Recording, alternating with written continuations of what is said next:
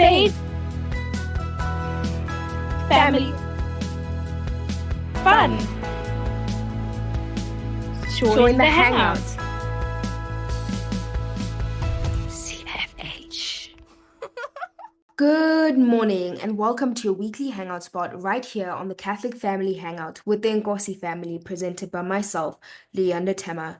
We just started off this Saturday with What the World Needs Now by Missy Haley from the movie Boss Baby. And of course, you are listening to Radio Veritas, the good news for a change. You're either listening to us on the DSTV channel 870, the Radio Veritas app, or streaming us live at www.radioveritas.co.za.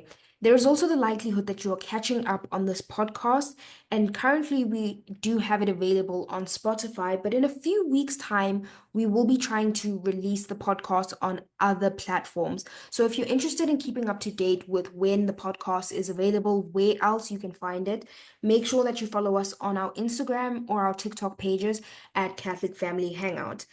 And of course, I don't know if you guys noticed, but this morning we started off before the song. You heard our jingle, and this is the first time Catholic Family Hangout has ever heard a jingle. So if you really enjoyed it, we'd love to hear your thoughts on if you liked it, how you felt about it, and if you're excited for the last two shows of the Catholic Family Hangout. Of course, we've taken a bit of a break between January and February. We've been gone for a little while, but we are back now with the last two shows of season 4, which means we're wrapping up the season with the Gosi family.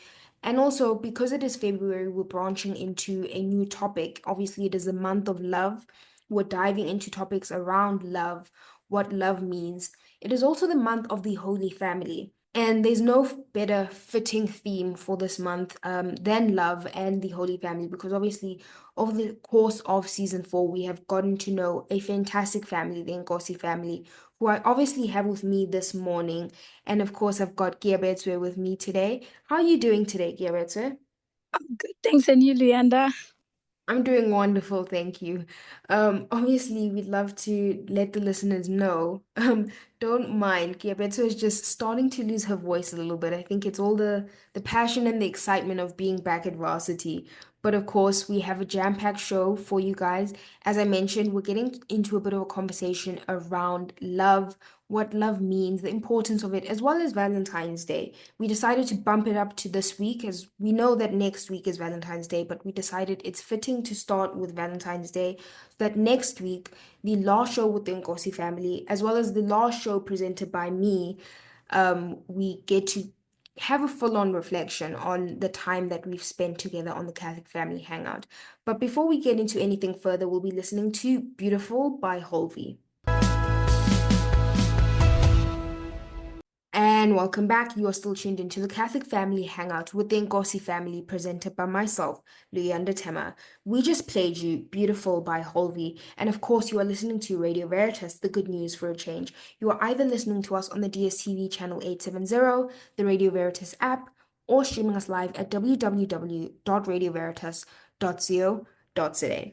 So, as I mentioned previously, it is obviously the month of love, and I think we're all very used to us having conversations around love, specifically romantic love, because it is Valentine's Day in about a week's time, and we're very used to all the energy that's around Valentine's Day, the excitement that's around it.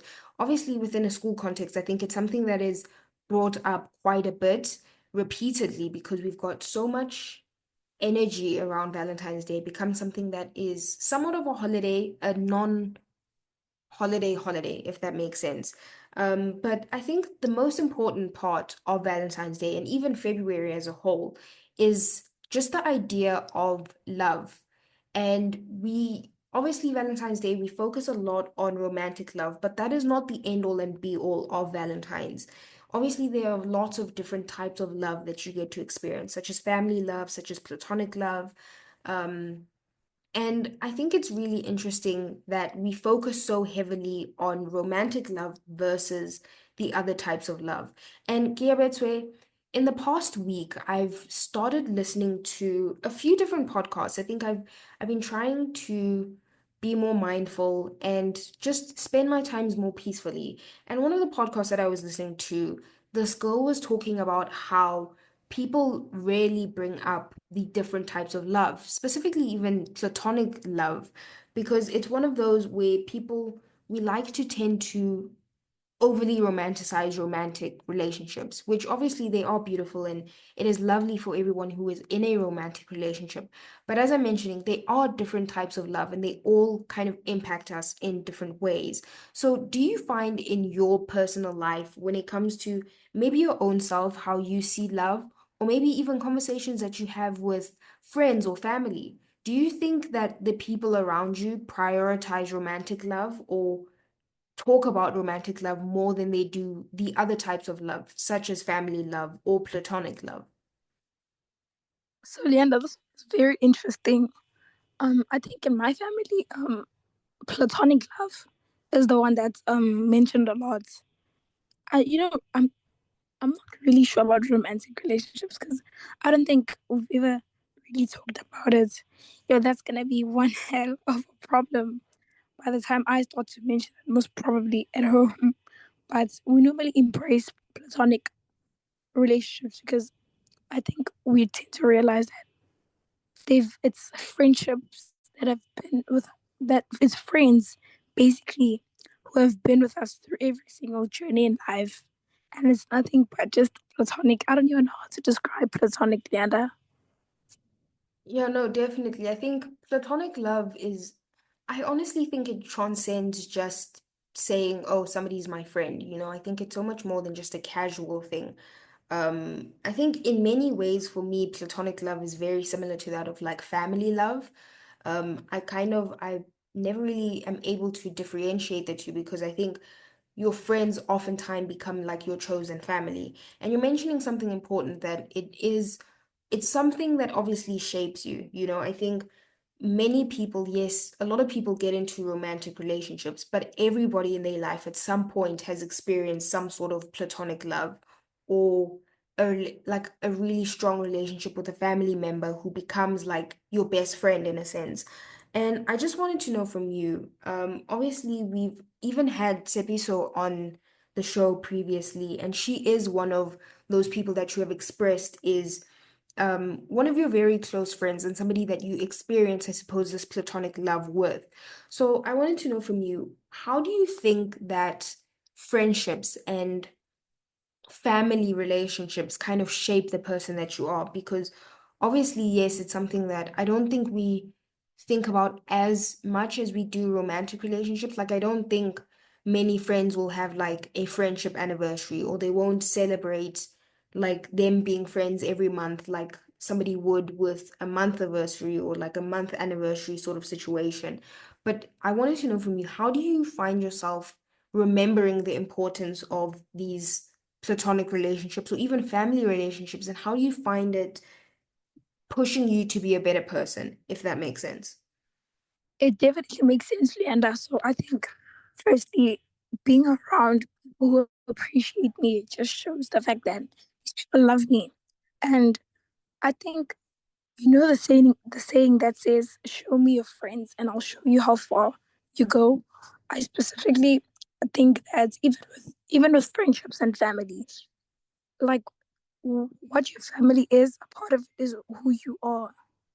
I don't know if that makes sense or if I'm saying it vice versa, but I 100% believe that the people you surround yourself with are basically a reflection of who you are. And obviously, if you're surrounded by love, you also get to carry out the love everywhere else you go. My voice sounds terrible. I am so sorry.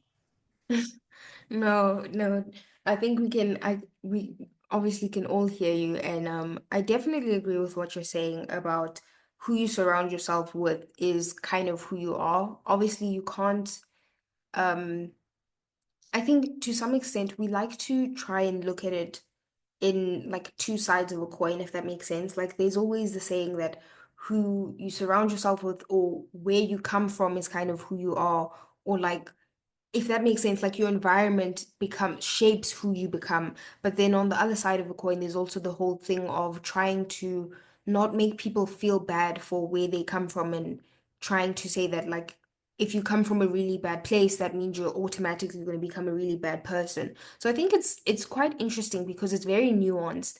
But like you're saying, the people that are around you, a lot of the time, especially when it comes to friends or even romantic relationships, those are the people that you typically choose to have around you, right? Family, we've always said you can't choose who is your family, but your friends, your romantic partners, your colleagues, people like that, you kind of pick who is around you. And as you're mentioning, it feeds into who you become. And as Catholics, obviously, I think we've discussed a bit about the importance of having that kind of Catholic foundation and also having a Catholic environment and the openness of being able to talk about your religion with your friends, even if they aren't Catholic.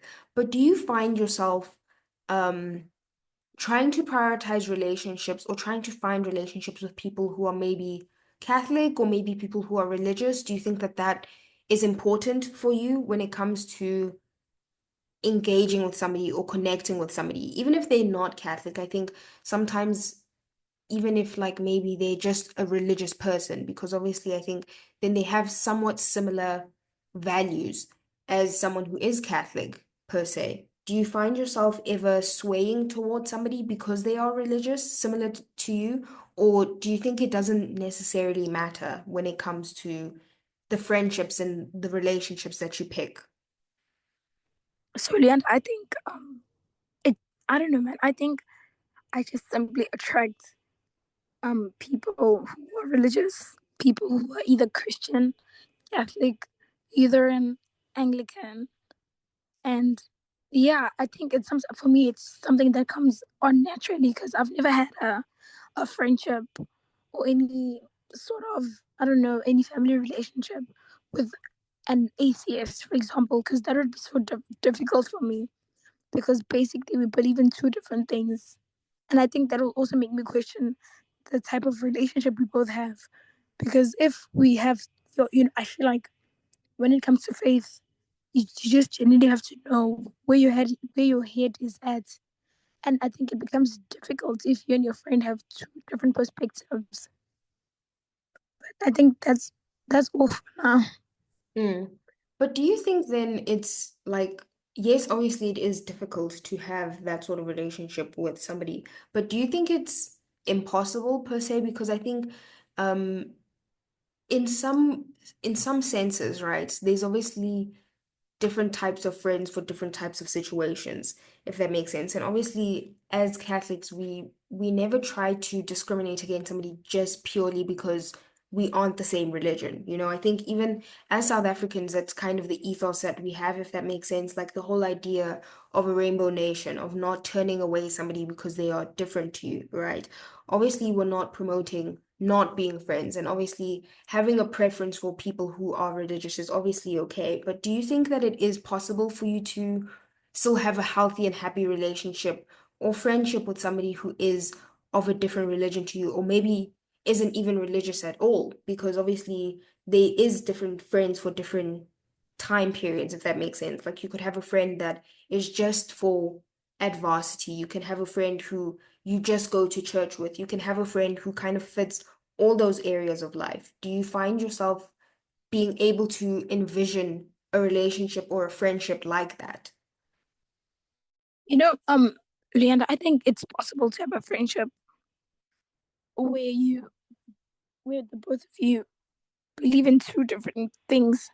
But then I feel like in that specific friendship, mentioning what you guys believe in is gonna, I think it just triggers the friendship and it will make you guys question each other's beliefs and not only beliefs but question the whole friendship because I feel like it's very difficult to talk to someone who doesn't know Mm. or experience that. But I'm not saying it's impossible. No, I do think it's possible.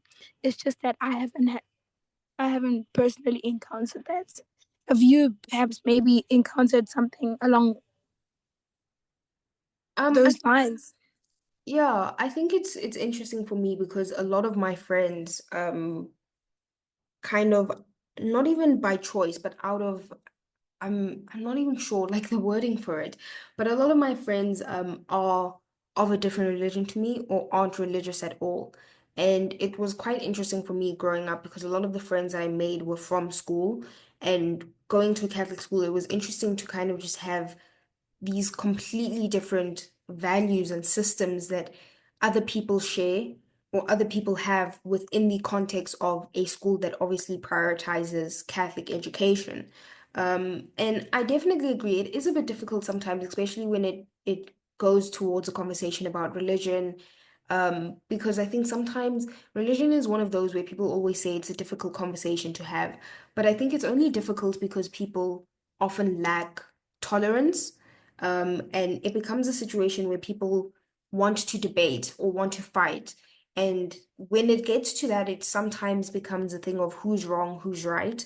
Um, but I think with my friends and I, if we don't share the same religion, I don't find that it becomes harmful to our relationship.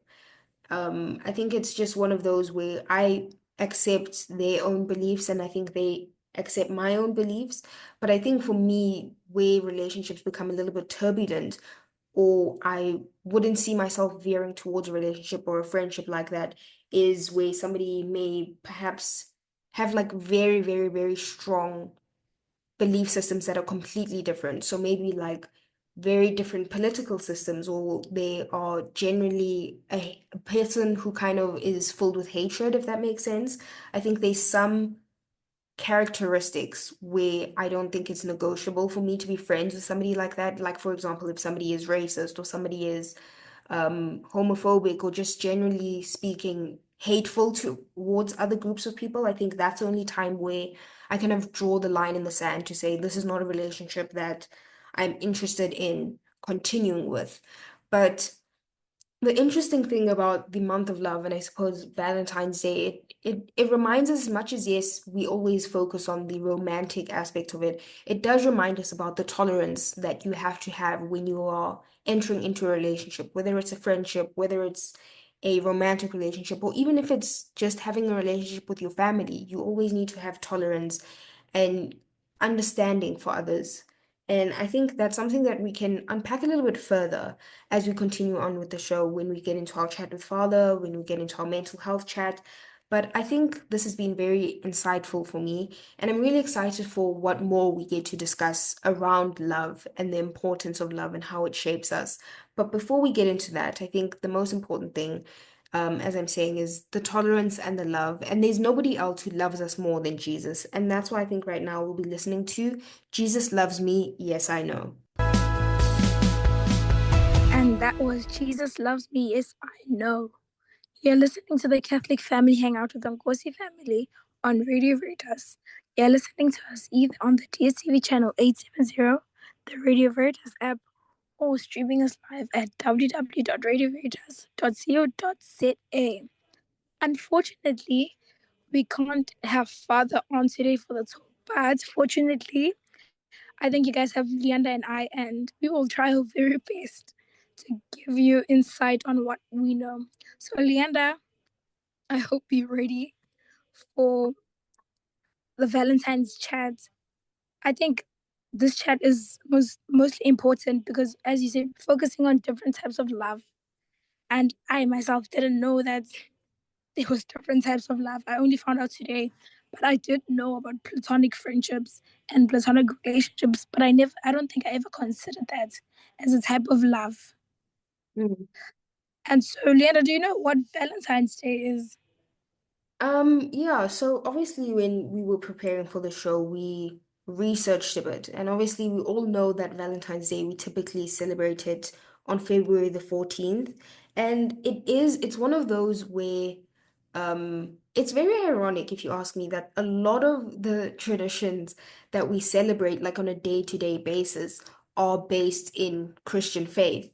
And obviously it's the same that with Valentine's Day. It's a feast that honors Saint Valentine. But what was interesting to me when I was researching is that I found out there's so many different saints called Saint Valentines. So it's often hard for them to kind of pinpoint who exactly is the saint of Saint Valentine's Day. But they do know that it is potentially a Christian martyr who lived around the third century in Rome. And Saint Valentine, obviously, we've all kind of heard the story of Saint Valentine, who has married people and kind of became like a symbol for love. But I also found out that it is the holiday itself, Valentine's Day, kind of was made or supposedly made to replace an older holiday. Um, excuse my pronunciation, but this older holiday called Lupercalia. And Lupercalia is a Roman holiday which was celebrated the day after Valentine's Day, February 15th.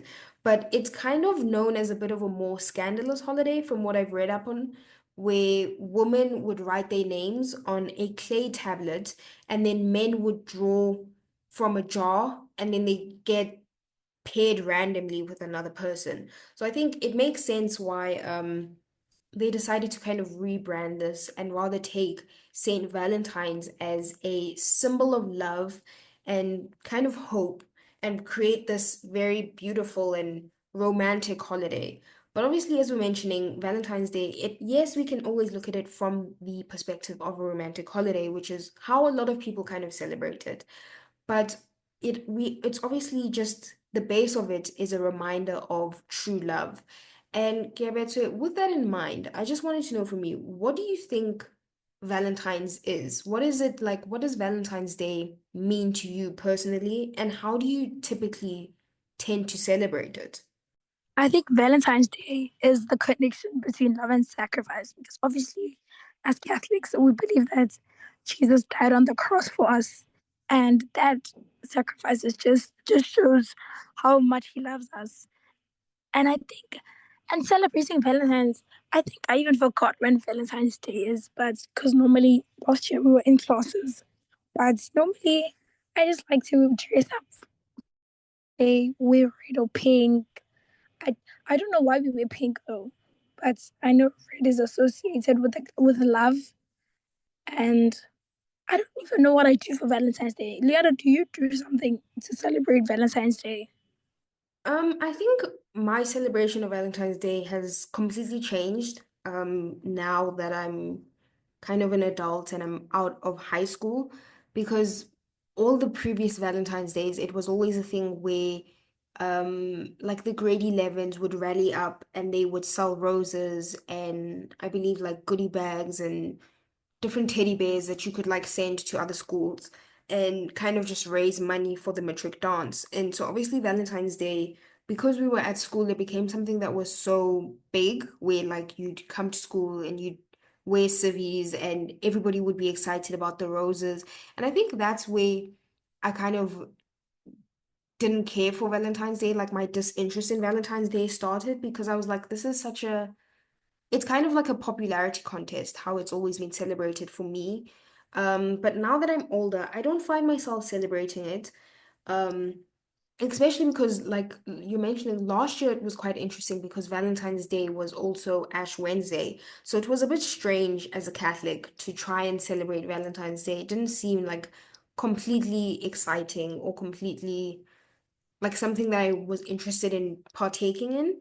But I think for me, Valentine's Day is really just like you're saying, it's the festivity. Maybe get a box of chocolates. Sometimes give my friends a nice little card. Also receive a nice little card back from them, and then obviously dress up in the festive colors. But like you're saying, it's one of those things where I don't think it's one of the top holidays. But I wanted to know from you, and it's something that we keep I mentioned it in the beginning of this conversation. It's something that keeps occurring where we see um, Catholic or Christian holidays become heavily commercialized. And I really think the only reason we celebrate Valentine's Day is because corporate companies can make a lot of money off of us, of buying chocolates and goodie bags and all sorts of other things that we deem to make Valentine's Day special and make us feel as though we are special by receiving them. But what do you think about that? Because it's something that, like I'm saying, we've mentioned it now. We talked about it when it was Halloween, we talked about it when it was Advent, we talked about it when it was Christmas, and we're bringing it up again when it's Valentine's Day, just this continuous commercialization of Christian holidays. I think Valentine's Day and Easter are the most commercialized holidays ever. I think because I think companies make a lot of money out of both holidays. Because I think it's most. I don't know, Leander. I really don't know how to answer this question, but maybe it's because it has to do with the sweet trickery and how the exact day is supposed to feel. It's supposed to feel sweet, like the sweet you're eating, warm, like how chocolate can be. I don't know where I'm going with this, but that's the theory I think I have for now. It makes sense though, like you're saying, it's one of those where it's something you can make a quick buck out of. But you did even mention that obviously Valentine's, we keep mentioning it. It's Valentine's, it's the month of love, and we're really just thinking about what is the importance of love, what does love mean? And you mentioned that love for you is about sacrifice. How do you find yourself, especially on Valentine's Day, I think, because that's the day where like it's 100% devoted to love. How do you try to remind yourself of the core meaning of love and like even the whole idea of love being about sacrifice, love being about tolerance, like we keep mentioning? How do you keep that at the forefront of your mind, especially on Valentine's Day, but also throughout the year? I personally think love is being able to put oneself before yourself. And that just always reminds me that I think that's a way I can show love by putting someone else before me in little things I do, in big things I do. And I think it's something I carry out throughout the year, which constantly reminds me because I know that my friends also do. There are certain times, even my parents and my family, where they put me before themselves, and it just shows how selfless love is, how kind love is. Even the Bible says love is kind, love is patient. You know, No, I think 100%. yeah, I think that's all about it because I don't have the correct words to speak with this voice. I feel so limited No. speaking. Shame. You're definitely, we obviously appreciate it's ironic that you're mentioning obviously that love is about sacrifice because I suppose even you just being here and presenting this morning, you're sacrificing already the very limited voice that you have. But I think you're 100% right. Obviously, we are thinking about the importance of love, and what it really means to love somebody. And I think we're going to unpack that a little bit further again in our mental health chat and really get to the crux and like the somewhat serious parts of love, um, and how to manage the relationships and the feelings that you get in the relationships that you have with different people. But before we get into anything further, we'll be listening to Wonderfully Made by Judy Rogers. And welcome back. You are still tuned into the Catholic Family Hangout with the Ngosi family, presented by myself, Leander Tema. We just played you Wonderfully Made by Judy Rogers. And of course, you are listening to Radio Veritas, the good news for a change. You are either listening to us on the DSTV channel 870, the Radio Veritas app, or streaming us live at www.radioveritas.co.today. So obviously, if you guys have been listening for a while, you are aware that this is kind of our mental health segment. And throughout this episode, we've been discussing a lot about love and the importance of love. Um, but I think something that I am thinking about currently, and Gebeto, it really, you sparked this when you mentioned the whole idea of love being about sacrifice. And it's making me think about how this is kind of like the second last show of the season. And this season has been very interesting for me because I think it's the first season where we really experimented a lot in terms of like our identity as Catholic Family Hangout, some of the things that we do. Obviously, this is the first time we've ever had a social media page. This is the first time we've ever uploaded our shows on Spotify.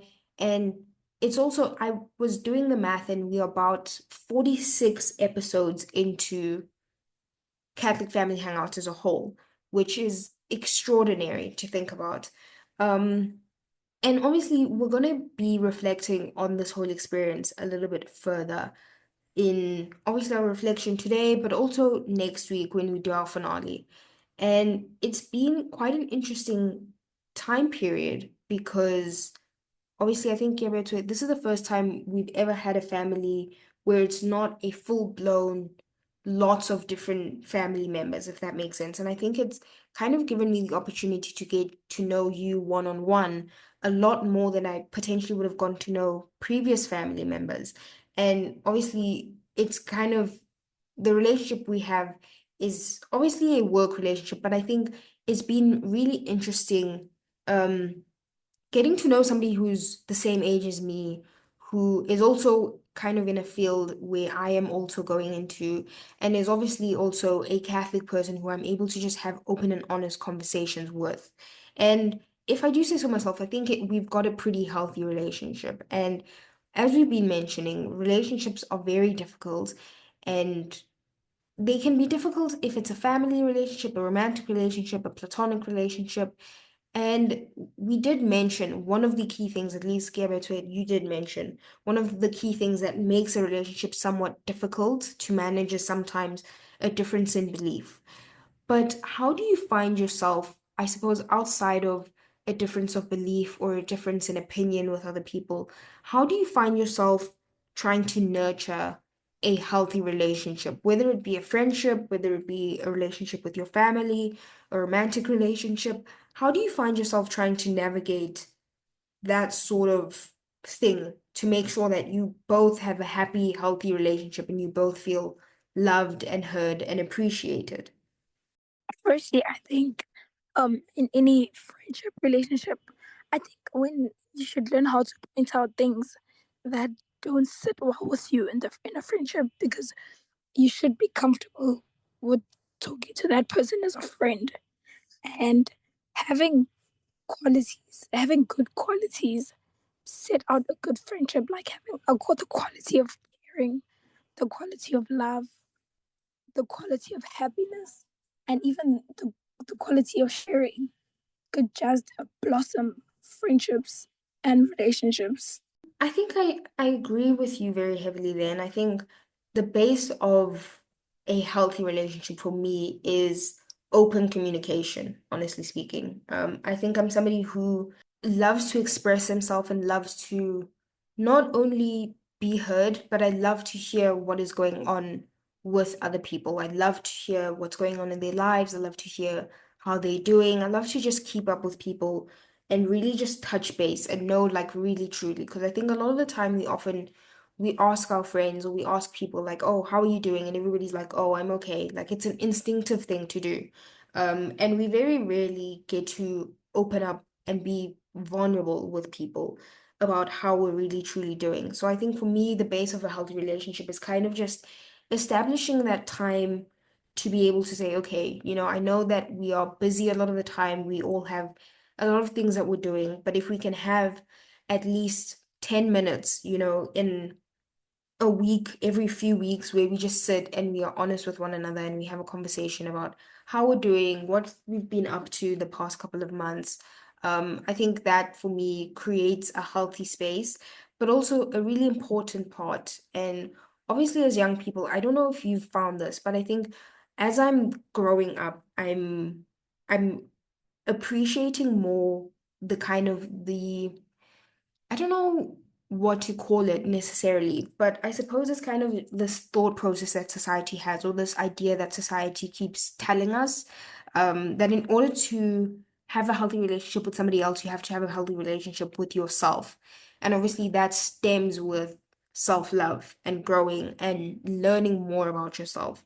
And it's ironic because I've always disagreed with the idea that, like, in your 20s, you're gonna find yourself, or in your 20s you're magically going to have this want or this yearning to know about yourself.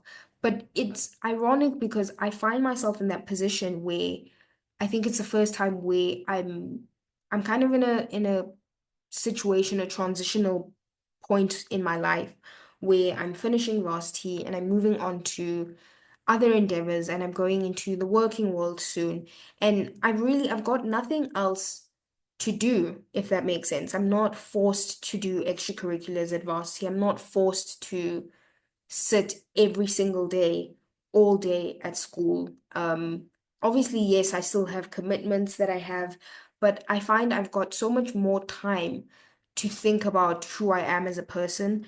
And I don't know what it is. I think we did even talk about it, I believe, on our last show, this whole idea of doing big girl things and kind of feeling like you're 20 years old and you're an adult and you're finding yourself.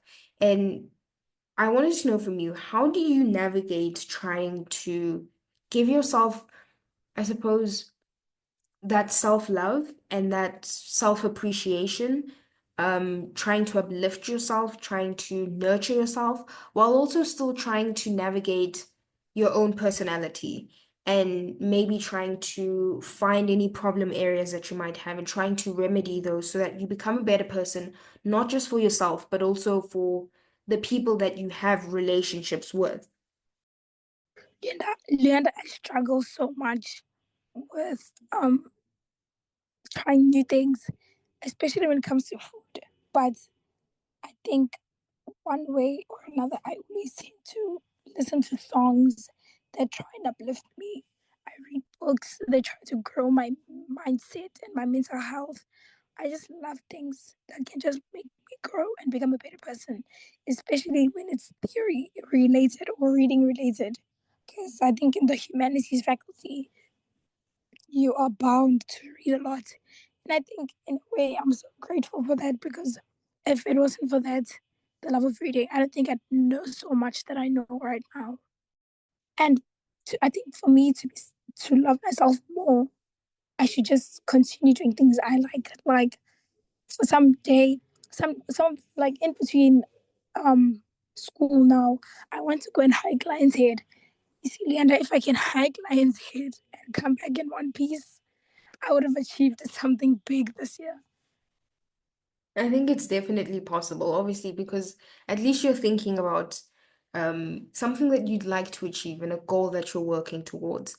And I love what you're mentioning about reading because I think in this generation, and I find myself guilty of this, where it's so easy to just sit on the phone and just scroll for hours and hours and hours on end. And it rarely ever is productive. You rarely ever learn anything important from it. Um, but it's a combination, like you're saying, of giving yourself that space to grow, but also acknowledging that these things that you want to try. And when you have the time to try it, giving yourself that time to try it. Because obviously we're all guilty of saying we don't have time for things, you know? And if we really think about it, we have ample time in the world to do a lot of the stuff that we want to do. It's just a matter of loving ourselves enough to say, okay, I want to do this thing. Let me designate the time to do it. And I think that's something that we're branching into a bit on our social media page. Obviously, we've introduced now on our Instagram our host highlights as well as our Faith and Feels Fridays. And every Friday, we basically just give you guys insights of some of the things that we're currently enjoying, some of the things that are helping us grow as individuals. We share our favorite biblical quotes, our favorite scriptures. We also give some self-care tips, some of the things that we are doing that we find help nurture us and help grow us. So if you'd like to keep up to date with us, keep hanging out with us even outside of our designated show time, definitely check out our Instagram page and tune in every Friday for our Faith and Feel Fridays. If you'd like to continue on these sort of insights about self-love and growing a little bit further. But obviously, we are unfortunately nearly reaching the end of today's program. But before we end off, we'll be listening to What is Love by Janelle Monet from Rio 2. And then when we come back, we'll be doing our second last reflection for season 4. And that was What is Love by Janelle Monet. You're listening to the Catholic Family Hangout with the Ngozi family. You're either listening to us on the DSTV channel 870, the Radio Veritas app, or streaming us live at www.radioveritas.co.za. And to the listeners that normally hang out with us, they know that now it's our time to reflect. Leanne and I normally reflect on what we've learned so far and what's our highlights of the show. So, Leandra, do you have any highlights of today's show? I think for me, my highlight is what you shared about love being selfless and love being about sacrifice. Because I think I take it kind of from the perspective of like loving other people, but also loving yourself. It's one of those things where love is never really an easy thing. And if I remember correctly, I've seen an interview, I think, with Keanu Reeves, where he was asked, is he more of a lover or a fighter? And he said he can't pick because in order to be a lover, you have to be a fighter because you have to fight for the things that you love and the people that you love. So I think just hearing that from you, that kind of reinforcement for me of the importance of love and the importance of fighting for the things that you love and dedicating the time that you have to the things that you love has been really important to me because obviously throughout this program, we've been discussing the importance of just sitting down and forgetting about the hysteria of everything else, with like Valentine's Day and the chocolates and the cards and all the things that, yes, they are beautiful and it's wonderful to engage in those and share those with our loved ones. But the core of love is just being present and listening to the people around us and loving them the best that we can. And I think that for me has was a beautiful thing to hear about from you.